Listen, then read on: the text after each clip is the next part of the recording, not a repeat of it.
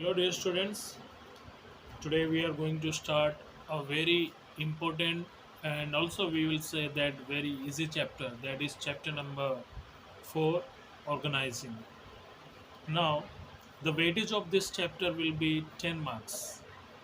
The question can be asked from section A, that is MCQ, section B, 1 mark question answer, section C, 2 marks question answer, section D, that is 3 marks, and also from section E, that is a 5 mark question. Okay, sometimes it happens that 5 mark question not comes. If not comes, then from section D, 3 mark question 2 can come. So let's start the chapter. So in last chapter we studied regarding the planning. Okay. Now though we have a good plan, though we have a best plan, but where you are going to apply this plan? So organization is the place where we are going to apply our plan. Okay. Now, but the question here is what is organizing or what is organization? Organizing in general means arrangement. Okay, arrangement, systematic arrangement. But over here, as we are studying the business subject, see, I have a definition over here. Organizing is determining what tasks are to be done, who is to do them, how the tasks are to be grouped, who reports to whom, and where decisions are to be made. Okay, though we had a great plan, but here, so where decisions are to be made. Okay, as it is written, so organizing states you and gives you the idea that what tasks are to be performed and who will report to whom and where all the decision is going to be made. This is an arrangement. Okay. Now, one another definition by LALN, it is also given over here, identifying and grouping of delegation of authority and responsibility, and also between the coordination and also coordination between them for a common goal. Okay, that is organizing. And also I want to give you another meaning.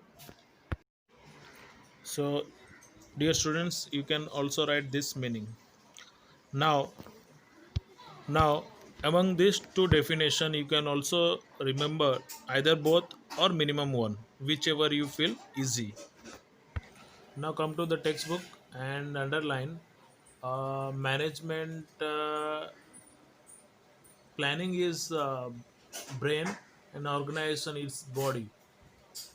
You will get at the last line of the introduction. Okay. Now we will go to the page number second. Also, you can underline page line number third. Or when two or more people working together, the structure for the accomplishment of an effective manner is called organizing. Now, it is also known as arrangement, as I told you before. And now, underline third, fourth, fifth line. The human body is an excellent example. This comes in MCQ, so underline that.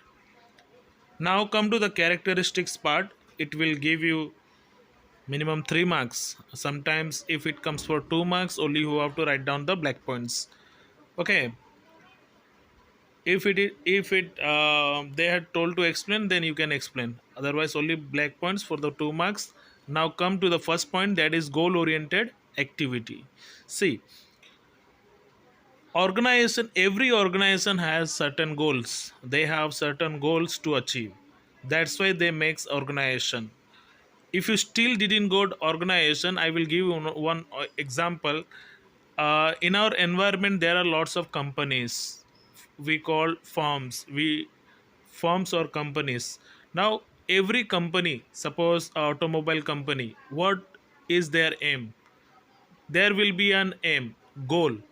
Say for example, to produce car, so they have a goal. In the same way, a garments company, garment industry, Okay, they have certain goal to produce garments, clothes. Okay, so every company have this characteristic, a goal oriented activity they have, what they want to achieve in the business. So first point is goal oriented activity. Second one is planning based. Whatever uh, objective we achieves is because of planning. We have certain plan in the past that we apply in our organization. So whatever, what type of organization we make, we have a certain plan before, and that plan is applied in that organization. So as per the plan, in short, we makes organization. This is the second one. Now third one, the delegation of authority and responsibilities. In every type of company you will see many or few will have authority, or many will have certain authority, and also the same time they will have the responsibility too. Okay, just look at your school. That is also one example of organization. The teacher have a authority, the power to guide you, the power to punish you, as well as they have the responsibility to take care of you and to give a better result to the students or to the institution. So every organization, uh, every organization staff, they have certain authority and responsibility among them, and it is given as per the capability of the employees. Now next one is importance to human element.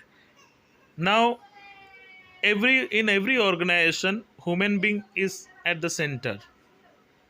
The success of any organization is depend upon its employees. Okay, now employees are living factor.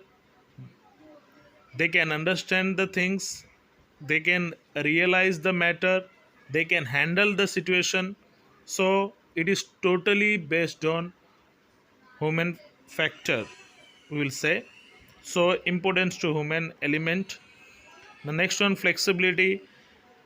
Day by day is, the organization will not be the same from the production point of view, or the sales point of view, or the rules and regulation point of view. Every organization have these characteristics, that is flexibility, changes year by year. You will see lots of changes in that organization as the business environment expands, or have an inflation or depression in the market. We will make certain changes in the company regarding the any product or any other matter. Next one, establishment of interrelationship. Now every employee, every staff have or engaged with, directly or indirectly, with another staff of the organization. Every division, every department is directly or indirectly connected with the other department of the organization. So this is establishment of interrelationship. Now monitoring and control. Every organization have monitoring and control. So every organization follow this controlling step, whether the power given to the employees or the responsibility given to the employees, they are performing as per that or not. So it is done at every level, that is from top to bottom level. Okay, now group activities. Yes, any big organization can't be handled by only one person. Okay, I already told you, whether if it is a pan ka galla, then it is okay. When it comes to the company like Pan Parakka factory, then it becomes quite difficult. If a company is big, one person can't handle the whole business. So that's why it's a group activities. Many persons we need to handle the business.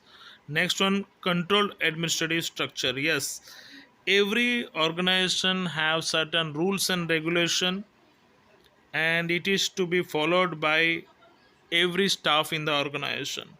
So that's why every organization have these characteristics, Okay, now we will continue in the next part, steps and the process of organization.